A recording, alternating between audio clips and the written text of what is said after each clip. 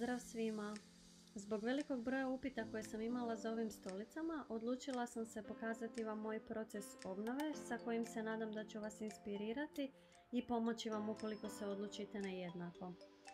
Obnovu sam započela sa ručnim brušenjem nepravilnih dijelova koje sam odlučila zadržati u boji drva. To je najjednostavnije učiniti sa ručnim papirom za brušenje granulacije 120. Ovaj korak je vrlo bitno dobro odraditi kako kasnije nakon nanošenja lazure ne bi imali neujednačene površine.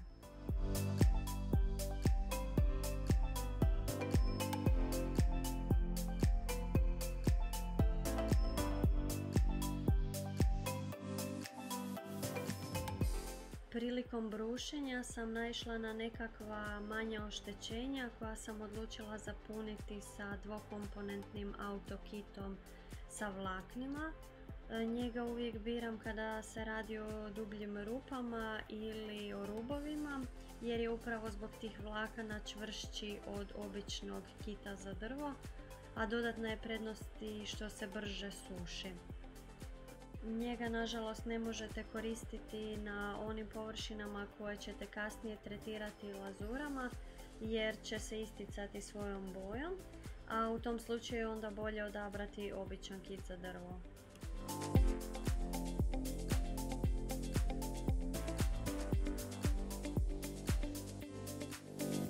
Sve ostale površine sam prebrusila uz pomoć šlajferice i usisavača, a super je ako imate ovaj spužvasti međudodatak sa kojim ćete jednostavnije riješiti ovalne dijelove. Rezbarije sam odlučila obojati sa pokrivnom bojom, što znači da je dovoljno matirati površine starog laka kako bi se temeljna boja bolje prionula. Obzirom da bojamo uz pomoć pištolja za bojanje i kompresora, sve površine koje će ostati u prirodnoj boji drva bilo je potrebno dobro zaštititi sa krep trakom, a ukoliko ćete bojati sa kistom ili valjkom onda ovaj korak možete preskočiti. Prije bojanja potrebno je sve površine odprašiti i oprati ih sa čistom vodom. Ja sam u vodu dodala i mrvicu deterdženta za suđe kako bih uklonila eventualne masnoće.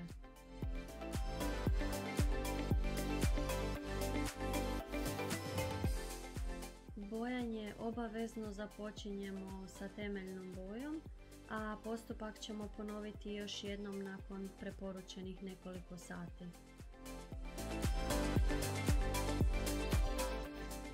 Sljedećeg dana, kada smo sigurni da su prethodni slojevi boje u potpunosti suhi, prelazimo na bojanje pokrivnim bojama.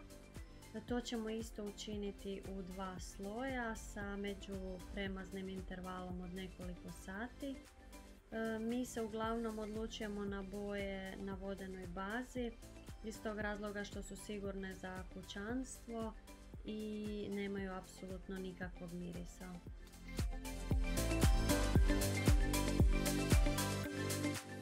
Na uklanjanje zaštitne krep trake pređite onda kada ste u potpunosti sigurni da su sve površine suhe. Drvene dijelove najlakše možete obojati na ovaj način uz pomoć spužvice i rukavice, a možete ih tretirati sa raznim lazurama ili lakom po želji. Ja sam odabrala lak za čamce zato što najmanje izmjenjuje boju drva, a da pritom pruža fantastičnu zaštitu. Ostalo nam je još nekoliko završnih popravaka i malih touch-upova i spremni smo za isporuku. Naš zadatak je bio stare stolice uklopiti sa modernim novim stolom. Što kažete, jesmo li u tome i uspjeli?